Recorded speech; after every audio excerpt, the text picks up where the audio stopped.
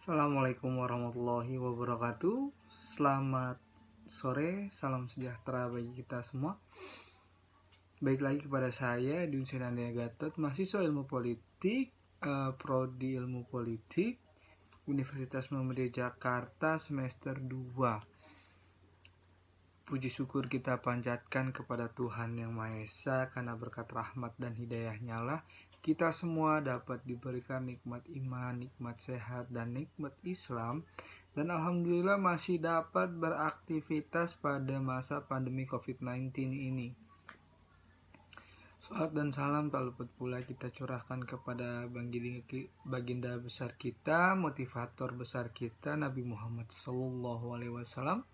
Karena berkat pergerakan dan perjuangan beliau, kita semua bisa terbebas dari zaman yang jahiliyah menjadi ke zaman yang terang menerang hingga saat ini.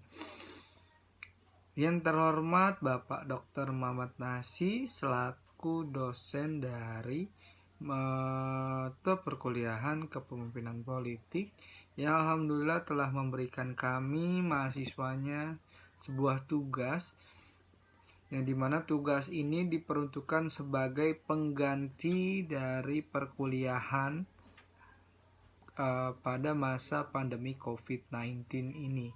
Semoga Bapak sehat selalu ya Pak. Oke, baiklah. Di sini saya akan menjelaskan tentang suksesi dari kepemimpinan politik. Nah, suksesi kepemimpinan adalah penting bagi semua institusi agar tidak terjadi matinya kepemimpinan.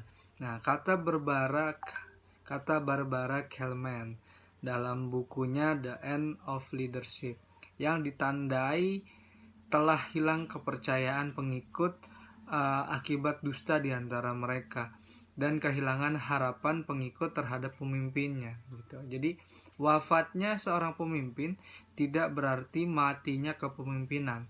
Nah, demi keberlangsungan hidup sebuah institusi, kepemimpinan harus tetap hidup. Tidak hanya itu, sejarah mencatat tidak sedikit suksesi kepemimpinan umat ini berlumuran darah dan mengorbankan banyak nyawa dalam sekejap. Nah, pada kekhalifahan Ar-Rasyid tercatat hanya Abu Bakar As-Siddiq radhiyallahu an saja yang wafat tidak terbunuh. Nah, selain itu tidak sedikit negarawan di dunia ini di kekuasaan dan kepemimpinannya berakhir karena mereka dibunuh dan kepemimpinannya selanjutnya di tangan para monster atau hantu-hantu yang bangkit. Nah, jadi oleh karena itu keberlanjutan kepemimpinan harus tetap terjaga. Dalam proses suksesi kepemimpinan harus berjalan efektif. Nah, memperhatikan pentingnya suksesi kepemimpinan ini, maka sistem pemerintahan di banyak negara memperbolehkan jabatan kepemimpinan untuk 2 periode secara berturut-turut. Nah, setelah itu baru berganti pemimpin baru agar seorang pemimpin selain menjaga eksistensi institusi juga tidak mengklaim institusi yang dipimpin itu adalah hak miliknya. Nah, yang bisa saja diwariskan kepada anak cucunya. Itulah sebabnya menjelang berakhirnya masa Orde Baru, Bapak Amin Rais bersuara lantang membicarakan tema suksesi kepemimpinan nasional yang pada waktu itu sangat tabu, beresiko tinggi. Mereka yang menggagas dan membicarakan dipandang sebagai pencuri kekuasaan yang harus dimusnahkan dari muka bumi Indonesia. Nah, dari hari ke hari aroma busuk di sekitar suksesi kepemimpinan dalam banyak jabatan politik, pemerintah dan pelayanan publik lainnya sudah mulai tercium. Nah, sepertinya bau busuk itu semakin menyengat di masa yang akan datang, di mana kita disibukkan kembali dengan adanya suksesi kepala daerah. Carut marut yang terjadi sekitar suksesi kepemimpinan dari dulu hingga sekarang ini akibatnya syahwat kekuasaan yang tidak terkendali dan tidak memahami secara benar tentang hakikat dari kekuasaan dan kepemimpinan itu sendiri. Sehingga yang terjadi salah tafsir tentang suksesi kekuasaan, suksesi kepemimpinan. Penulis mengamati pemahaman mereka tentang suksesi kepemimpinan ini sebatas suksesi kekuasaan saja. Artinya bagaimana kekuasaan itu tetap menjadi milik pribadi dan kelompoknya, dan praktek kepemimpinan dimaknai secara transaksional.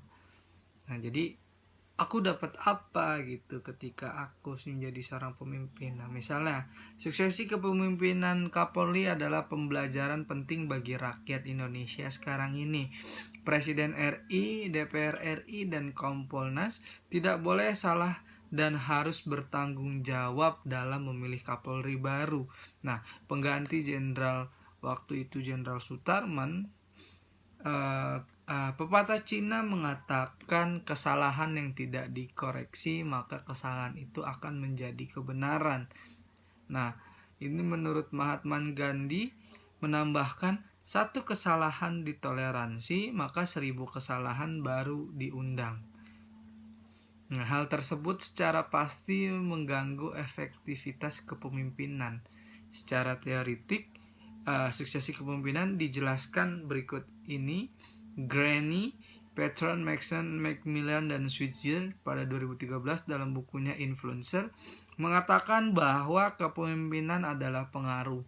Artinya, seorang disebut pemimpin karena kecakapannya dalam mempengaruhi orang lain untuk mengubah perilaku mereka guna mendapatkan hasil yang penting.